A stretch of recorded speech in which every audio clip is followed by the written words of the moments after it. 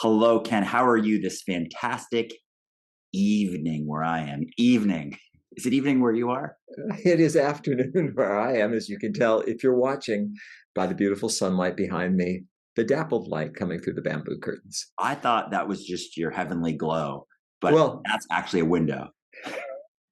I'm going to go with heavenly glow. I kind of like that. I think I'm just amplifying the natural light. Ken, I don't think this has to do with you. It's not a descriptive word, but Mm, chunky monkey. What is wow. that all about? So you're calling me a fat ape. Nice. Thanks, Dan. What a great way to start out on this Sunday afternoon. I appreciate that. God bless you, my friend. Uh, I think I think where you're headed is looking at how we approach projects, assignments, anything that we're going to take on. I had an experience recently in which I chunked down uh, the strategic planning process, something that I started doing years and years and years ago when we used to actually think we could plan for 5 years in advance or 3 years in advance. It was a kinder, gentler time.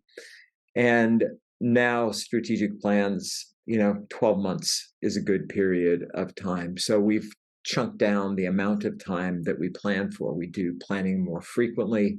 It's more accurate. The course corrections that are necessary are smaller. But the process itself that often used to take 9 to 12 months, and for some large corporations, I suppose it still could, I found that that can be reduced to about 4 months of total time. And one of the things in this whole chunking it down that has resonated with clients is that instead of these giant pieces to take on a monthly basis and then check back in on, we're doing things on a weekly basis. So the check in is once a week. There's a small chunk, a small piece given as homework to accomplish during the course of the week. And then inevitably they come back with a win because they didn't have 30 things to do or 15 or 20 or even 10. They had a singular thing to advance.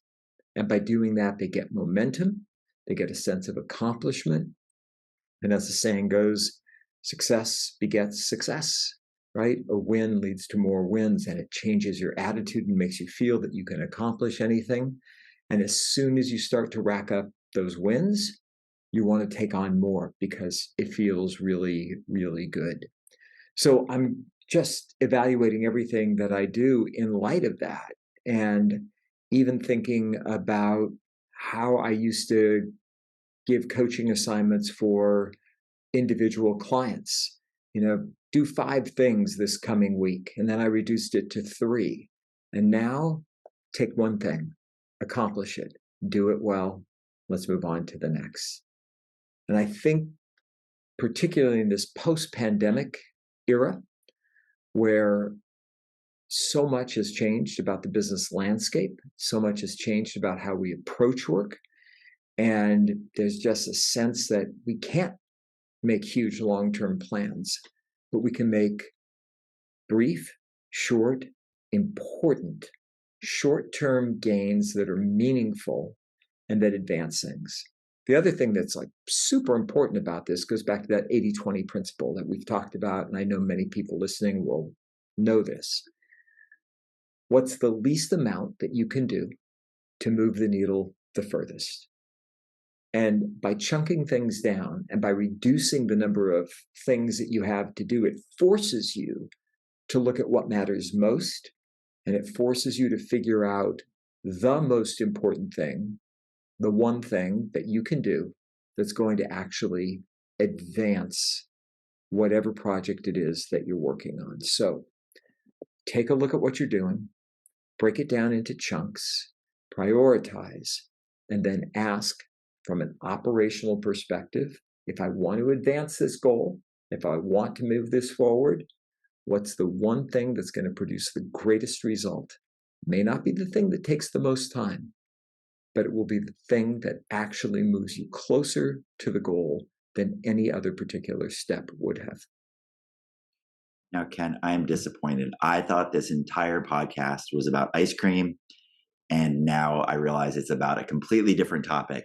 You made me entirely hungry, and then now we're talking about something else. So it is what it is.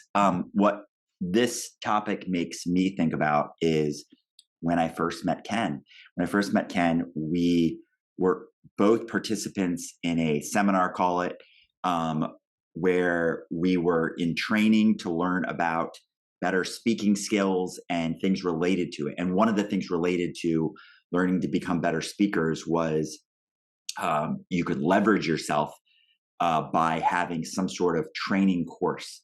And so there was their style at which they would help you create your training course. And when you really look at what they were doing, is they were simply chunking down what was a huge task, right? Really, it is a huge task, and breaking it down into bite-sized pieces where then they would essentially coach us in the process, right? They would tell us, okay, you're going to go from the end result of what you want, X number of hours of content delivered in this format, etc. And then they would say, okay, this week we want you to work on this, and then kind of hold us accountable to work on that. And then it was really building blocks or stepping stones along the way to get to eventually where we went. And I'm in complete alignment with you, Ken, that my coaching style went from probably a little bit too overwhelming for people, where I would look at like, oh, there's a lot of work to be done with you or with this company. And I would almost like think of this big list of things, not to say you did this, but what I learned very quickly is that we need to like keep it simple. We need to chunk it down into something that they can feel successful at, right? Like if you can take something that's the end result is way down the road and very complex and takes a lot of steps, and just say, okay, this week, if you could just get this one thing done, you are progressing. So we've chunked down a big thing into little bite-sized pieces. There's a famous story about Will Smith and about how his father had him and his brother build a wall. And the metaphor was about the wall was just lay one brick at a time as well as you can. Like this brick has to be the perfectly laid brick. And if you think about it from that perspective, eventually this wall will be built. And it took them a long time. But it was more of the lesson learned in the process, that you don't look like, oh my gosh, there's hundreds of bricks to build this wall, and it becomes overwhelming. You chunk it down into this very manageable thing of, could I lay this one brick really well? And if you can lay that one brick really well, then eventually you've laid a lot of bricks really well, and it starts to build up more and more and more to become a significant wall. With coaching, I use a metaphor of chunking it down, and it's a football metaphor. I think about an opportunity. Let's say sales is the greatest example.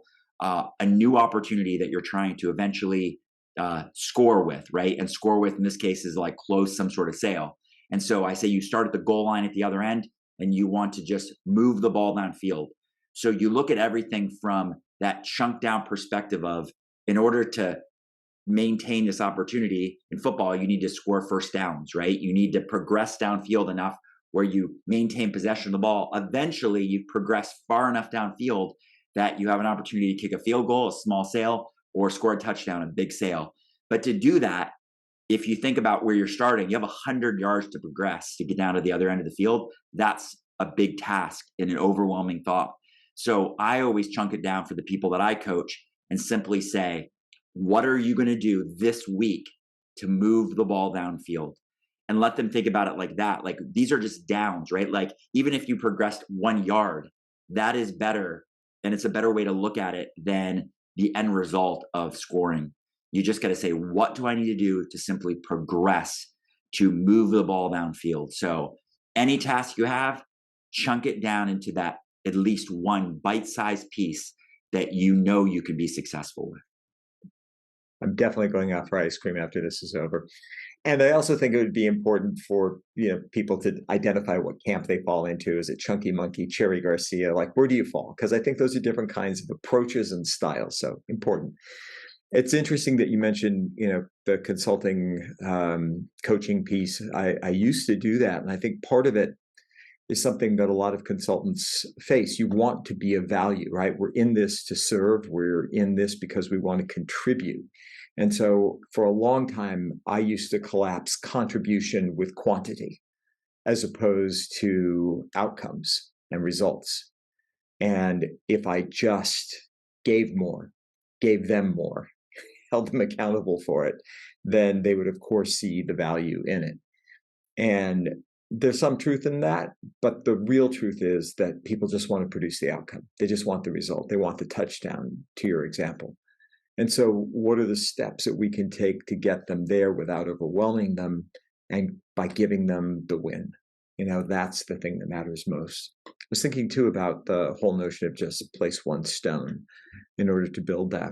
So I was watching his special on the reconstruction of Notre Dame Cathedral in Paris, and Bob and I are major donors to the reconstruction effort, and so we're fortunate that we get dialed in on a lot of the stuff happening behind the scenes. It's a great way for me to practice my French. And they were interviewing this one woman up on scaffolding inside the cathedral, and if you've seen any photos of it now, it is unbelievable. The entire interior of the cathedral is a giant scaffolding with elevators, up and down to take people to different levels of it to do their various work.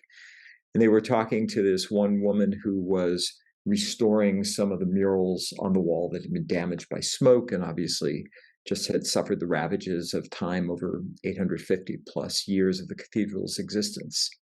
And she's there with like a little brush and this little vacuum cleaner thing. And the reporter was asking her how she's approaching this. It's like, you have this entire cathedral to do. And she quoted the square area of it. And she said, how are you doing this? And the woman responded, one stone at a time. And I just thought that was so perfect, because one stone plus one stone plus one stone in restoring this mural would get her to a complete mural restored. And once that was done, she'd move on to the next and take the same approach. One stone, one stone, one stone, next mural restored, and then on to the one after that. It's also a great way to avoid overwhelm. That's like one of the most important benefits from this. I have to restore an entire cathedral's murals. That's overwhelming. I have one stone to clean today and refinish. That's doable. And the cool thing is that by taking it from that perspective, take the pressure off yourself, stress reduces, overwhelm reduces, you make better choices, you think more clearly, and you're actually more effective and efficient accomplishing it. So whether you're restoring a cathedral or simply looking at a project that's on your task list that you have to take on, think about how you can reduce it to its logical chunks and then just focus. Like you said earlier, place that stone, but place it perfectly. Do that task. Do it as perfectly as you possibly can, then move on to the next one. Many of the listeners know that one of the things that I use is hypnosis. I'm a hypnotherapist. So as a coach, many people find me because they're doing a search for hypnosis or hypnotherapy in the area that I live. And then they come visit with me and they realize that hypnosis is just one of the tools that I use as a coach. So working with individuals. The point of this story is that the most common request that I get from people is a very large request. It'll be like, help me gain self-confidence, right? Like, help me build strong self-esteem. And these are big asks, right? Because it's like, I wish I was a genie and you could, I could grant you a wish and that wish could be granted through a session that we could work together. But I've learned enough that I quickly reset people's expectations that I cannot work magic. I wish I could. I cannot. And in one session, I cannot grant you what you wish, right? Like self-esteem or confidence, whatever that is. And the mind and overcoming years of, I'll call it, programming of the mind that a lot of times was just there because of osmosis. You were just living your life and observing other people, and then you were just inheriting the things that you were observing, and then that became the subconscious mind, which forms your values, rules, beliefs, etc. Now they want that reformatted, reconditioned, and they're hoping that can be reconditioned through my magic efforts in this one session. So the point is, I analogize the mind like a mental muscle. So just like your physical muscle, you can't go to the gym once and think, oh, I'm done. I'm fit for life. I lifted weights, so now I'm strong and I look ripped. It takes conditioning and stuff over time. So I believe my style or my system that I use is very, I call it foundational. So if people are willing to commit the time and the resources to do at least 4 sessions with me, I am confident that in those 4 sessions, I will have given them a very good education on how the mind works. And I will have given them 4 specific tools that they can use in the real world that will help them, if they choose, then without me, to work on, practice, and build that conditioning that they can then create what they wish. And the best definition of self-esteem that I've ever heard is from a gentleman named Ed Milet. And I don't know if he created this or inherited it himself, but he says, self-esteem is the ability to trust yourself. So think about it. Can you trust yourself by just doing one thing that you followed through and like, yep, I committed myself to doing that and I followed through once? Would you have strong self-esteem by doing it once? No. You have to really look at the big picture of what self-esteem is. The ability to trust yourself comes from a track record of things that you said you were going to do and you did. You made decisions and you trusted yourself. You made the right decision. So this all applies to this topic of chunking it backwards. If you want to gain stronger self-esteem, then you need to say, okay, then you need to establish in yourself a track record of making decisions that you trust yourself with, of making commitments that you follow through on. And then over time, you have built self-esteem. So then I hopefully have really well chunked it backwards to say, now let me provide you, let me empower you with tools that you can use in the real world. And then the tool that I also provide is, of course, hypnosis, which hopefully is starting that reconditioning of the subconscious mind. So now you have this, I call it synergy between the way your internal, your subconscious mind thinks, the programming that's there, and then the real world actions that you're taking.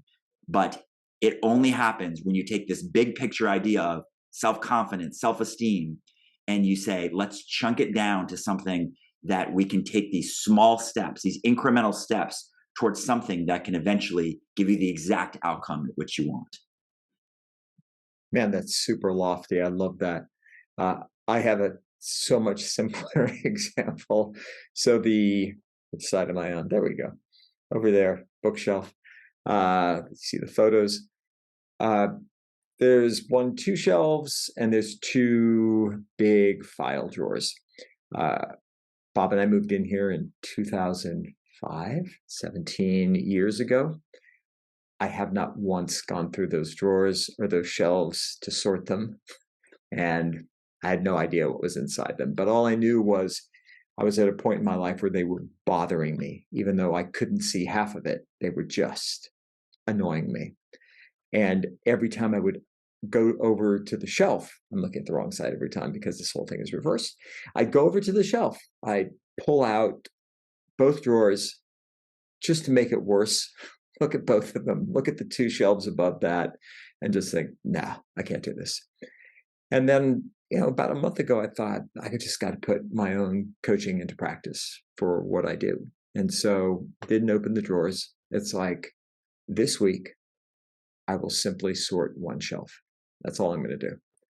And over the course of 7 days, each day I calendared a little bit of time, 15, 20 minutes, and I just went after that 1 shelf. And by end of week 1 shelf completely reorganized.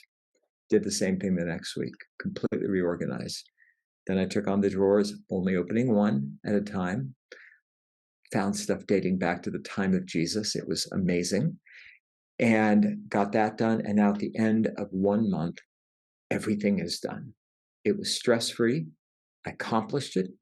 It's like if I could take on something that had caused me so much stress over time, the question was, well, what was the technique? And it was simply that. It was simply not looking at the totality of it, but taking it down to small, manageable, bite-sized chunks and taking those on one at a time until it was done.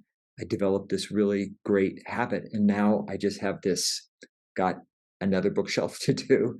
I've got a closet on this side just filled with shelves as well.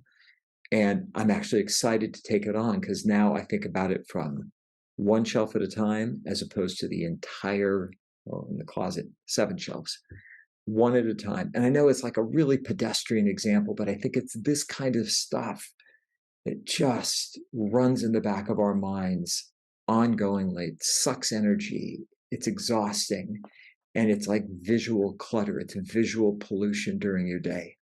And so anything that you're facing, something as grand as self-esteem, something as simple as cleaning out a bookshelf, look at the totality of it, break it down into its small chunks, calendar and commit, and then follow through.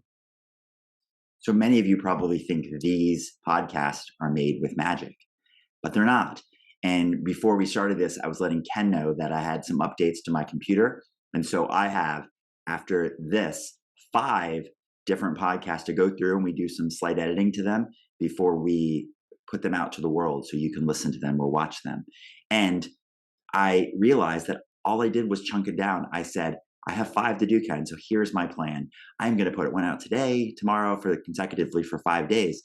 And what it showed me as I was just realizing this is that this is now my pattern. So that's the goal for all of you, is look at chunking things down as your pattern. So anytime something seems like a tall task, an overwhelming thing, you just go, okay, I'm going to figure out when I can get this done. I'm going to put it into bite-sized pieces, put it on your calendar, and you can get it done just like I will get done these 5 podcasts and put them out for all of you to listen to and watch. And by the time you're listening to or watching this one, I will have completed that because this is the last of the 5 for me to do.